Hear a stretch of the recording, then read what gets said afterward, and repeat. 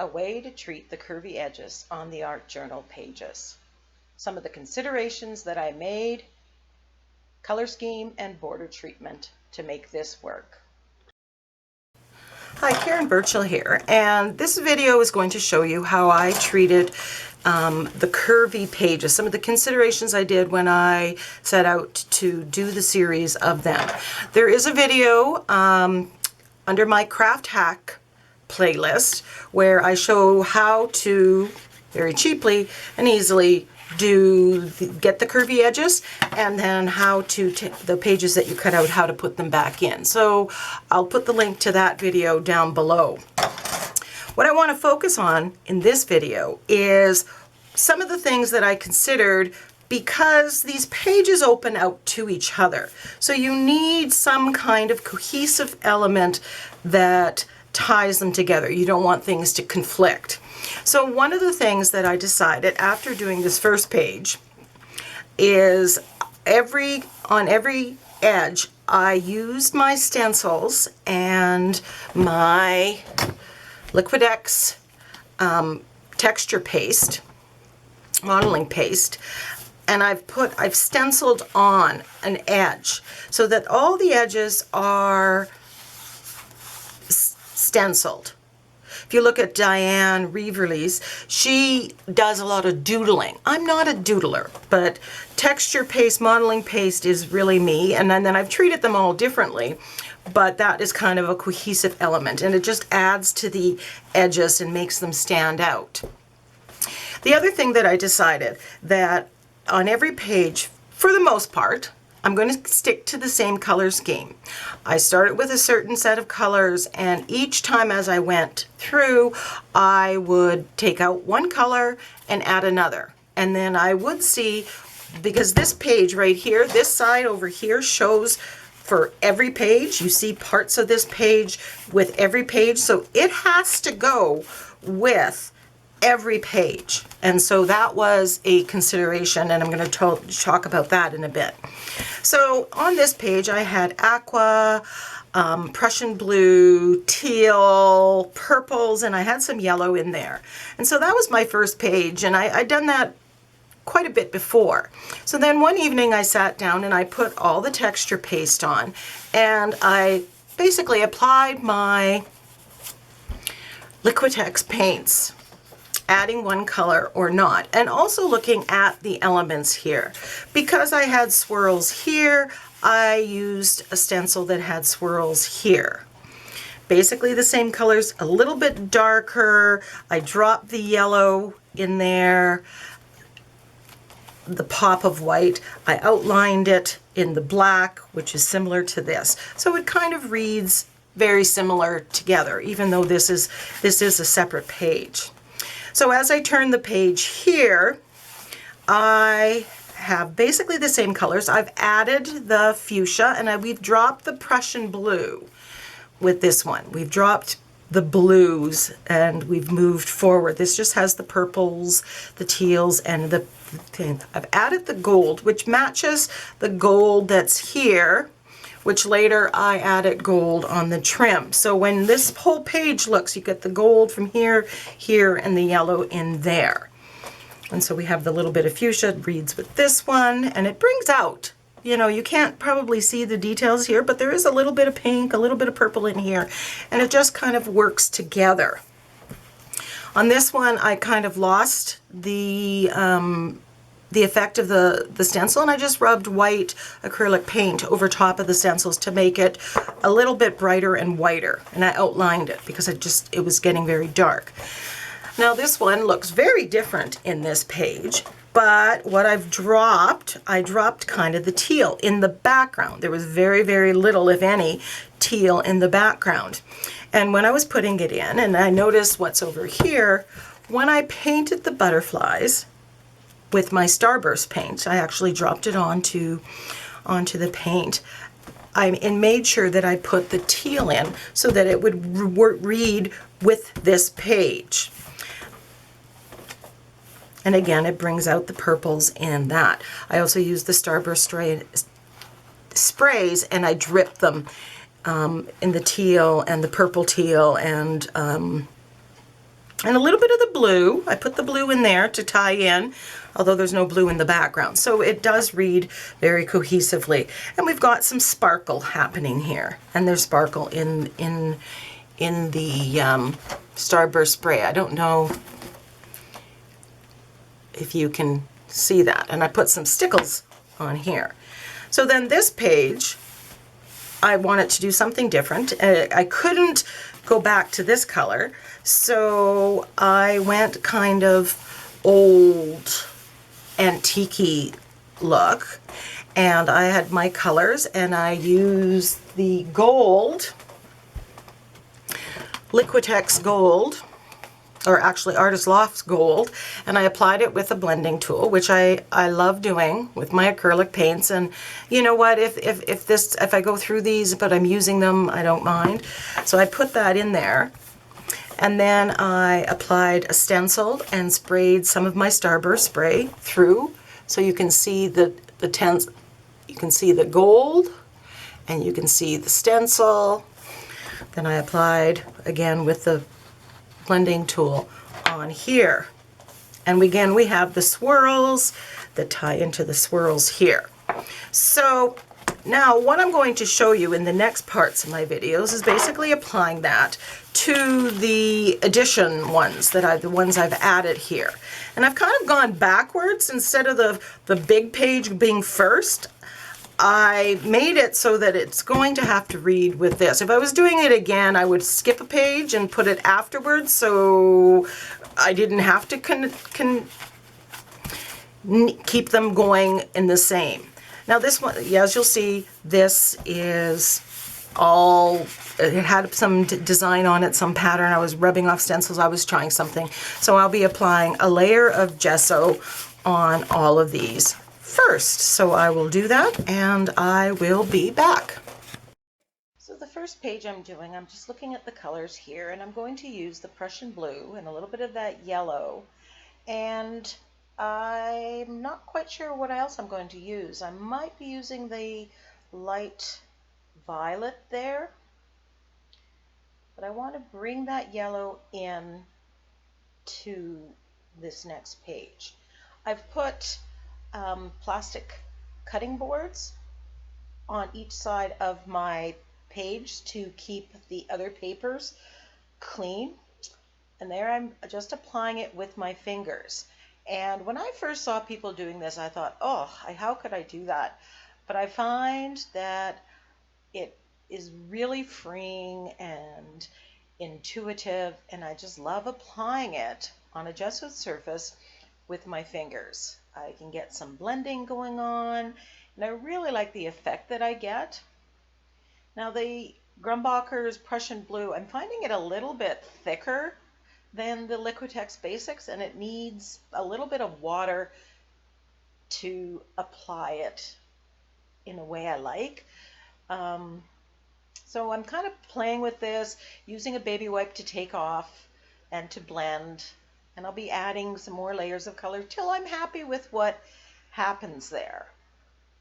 You get some of the mixing, the blue and the yellow making green. Prussian blue, I believe, has some teal in it, so it works rather well with the teal and the aqua in that very beginning page. I'm just adding a little bit here and there. And quite honestly, I don't have a plan. I've watched a lot of videos, and people tend to start with their lightest colors and then go from lightest to darkest. That's what I followed here. If you are going to mix and you think the two colors are going to make mud, you need to dry the acrylic paint first. That's necessary. If you want them to mix, and many of the times that's the case, then you do not need to dry them. So now I'm applying Liquitex Basics white and thinned out. I'm going to be spraying it and taking it off with a baby wipe. And I'm trying to get that whitewashed look. The colors were a little bit too vibrant. So I'm taking off someplace more, someplace less. So someplace you're getting that vibrancy of color, and some places it's very muted because of the white.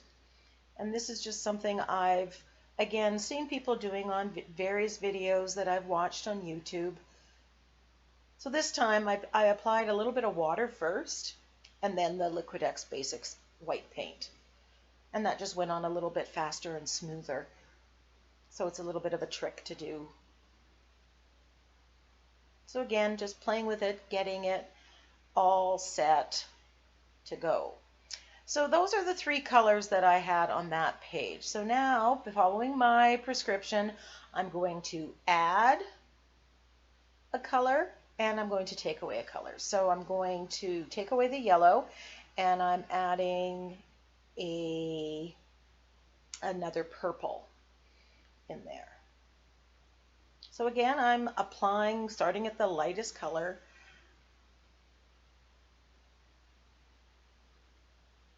And I'm not liking that purple, so I'm kind of taking it away, putting some Prussian blue on as I'm thinking, what am I wanting to do here? And when you gesso a surface or you're applying paint on top of dried acrylic paint, you do have some time to get in there and get rid of the colors. And if you do make a mistake or you do decide to change your mind. So I'm applying. My baby wipe is very, very wet, so it's kind of working against me, taking off a little bit more than I want.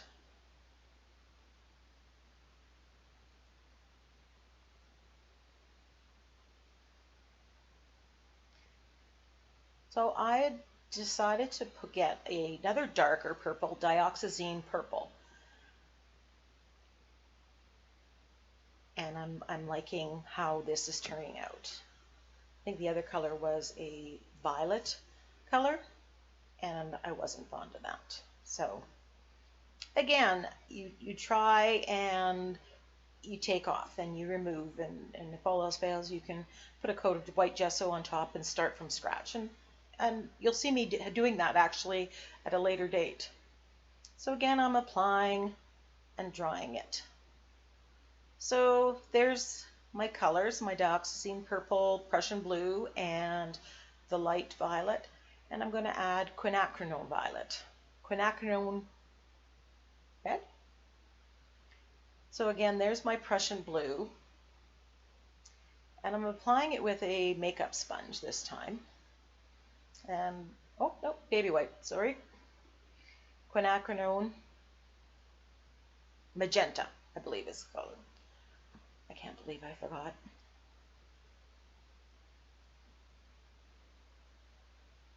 Just adding the pops of color,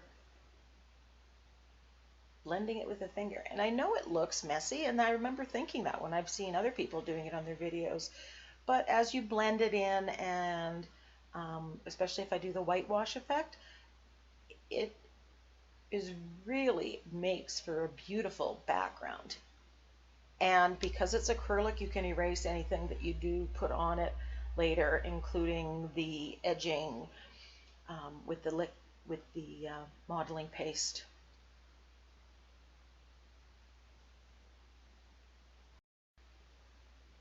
Just adding colors here and there, just following it, very intuitive, very just going and playing with colors. And how do you learn how?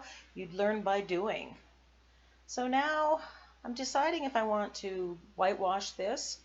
I'm going to add a little bit.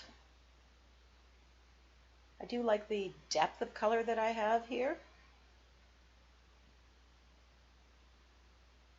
And once I start the pages, if this doesn't work with the plan that I eventually have for this page, I can change it.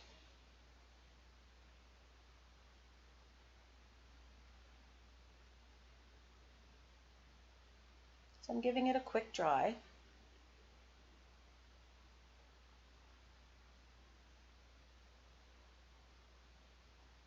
And now I have a full page.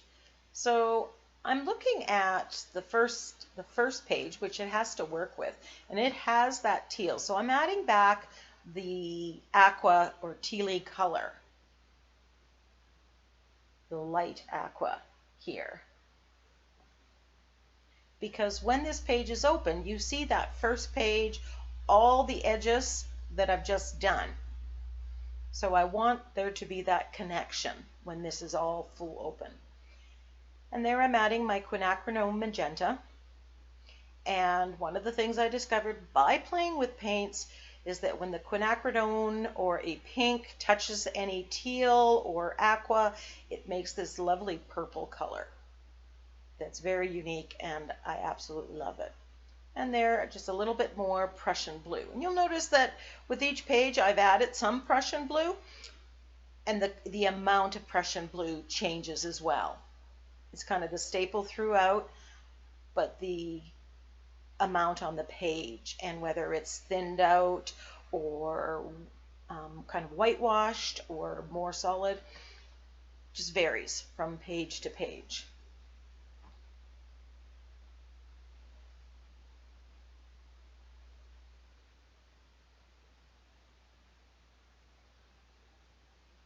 If you haven't tried applying Liquitex Basics or craft paints in this fashion, give it a try. It is so relaxing and so creative. I just love it. It's one of my favorite ways to create backgrounds now.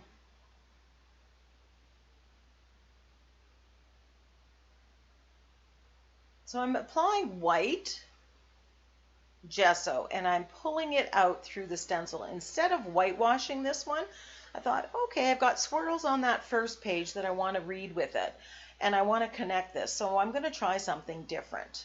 And this is the effect that I got. And I'm drawing it, and at this point, I'm liking the effect. I like how the colors are bright where I've taken off the white gesso. But I'm not sure that I like it over in this application. And you'll see later that I totally redo this page, but you do still see some of the swirls. So you can see all my edges there. Some, very different pages, very different feels. Some of the I put paint on in strokes up and down or side to side, and some I did more swirls. So now I am putting on the modeling paste with a stencil. Now you'll notice that I'm flipping the page back to make sure that I put enough of the stencil on, and I'm applying the straight edge on the side that goes there, and that's just to make it cleaner and easier for me to apply the modeling paste. And I'm taping this down because I've chosen to use a smaller stencil, which I'm going to have to put in pieces. And I'm pretty much breaking all the rules here applying modeling paste. I like how this one kind of juts out, so I was deciding which side of the stencil to do. And I'm just removing some of the modeling paste with a white baby wipe or a palette knife. And I'm cleaning my stencils right away. I take the modeling paste, scrape it off, I can reuse that, and I'm getting rid of the modeling paste off the stencils. If it dries, it's really doesn't do your stencils any good. So this is dry before I can apply the second half. Now when I finish these pages, I may or may not leave them white. That'll be a decision I'll make when I'm composing the page. As you've seen in the other ones, one I dripped Starburst sprays, one I covered with gold paint, and a couple of them I kept white. So I kind of line up my stencil as much as I can and apply the modeling paste to it, kind of clean up. Sometimes, though, it's best to just leave it alone. Dried it, and again, you see me putting in the cutting board, plastic cutting board. And I've got my little swirl pattern here, straight edge on the inside, and I flip over the other page to make sure that I'm going to go deep enough. I didn't cut all the pages the same width. I varied them. I'm going to say intentionally, but no, it really wasn't. It was just I was practicing and doing something, and I didn't pay attention to it. I don't mind the effect. Some are wider, some are narrower. when you do that, you can decide if you want them all the same or you are okay with them being different. So now I'm on this page and I decide that I don't like it. So I'm taking the paints and basically applying each of the color of the paints over the areas where I had them before. Right on top of the swirled pattern where I used the gesso. And I'm not sure if you can pick it up at this time, but you can still, you get a bit of a texture from the swirl. So it's adding a little bit more depth to the page than it would have if I had just whitewashed it. That's just it. Never be afraid to change your mind and go with where something takes you.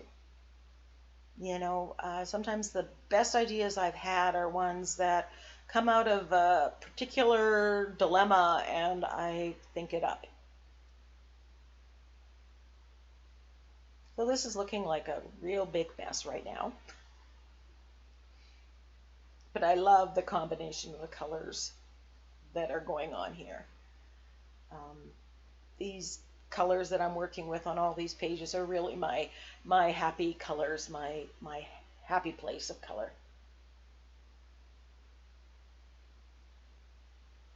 So I'm drying it now. I'm just doing the traditional whitewash with some white Liquitex Basics paint, picking up some, dropping some others, and just playing around, adding color, taking away color, just to feel like I have it right.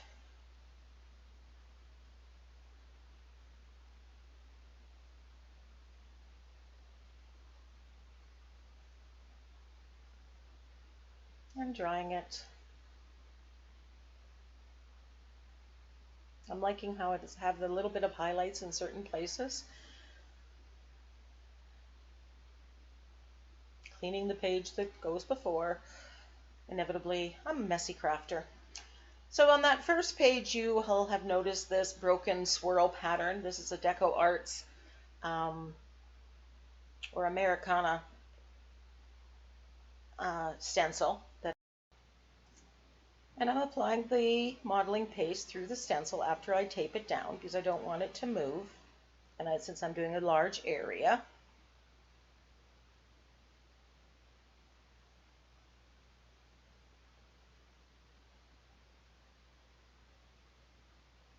taking it off and removing any of the excess.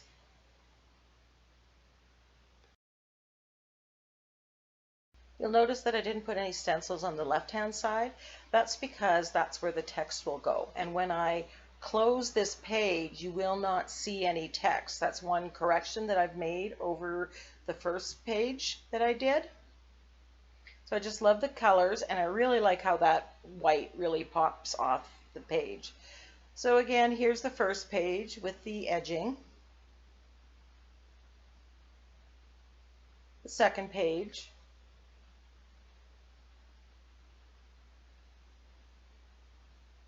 The third page, and you can see all the stencil work with the modeling paste. And the final page again. I will be making a video showing how I create the pages on these backgrounds. So subscribe so you won't miss them. Thanks again for watching. I hope you try this in your art journal.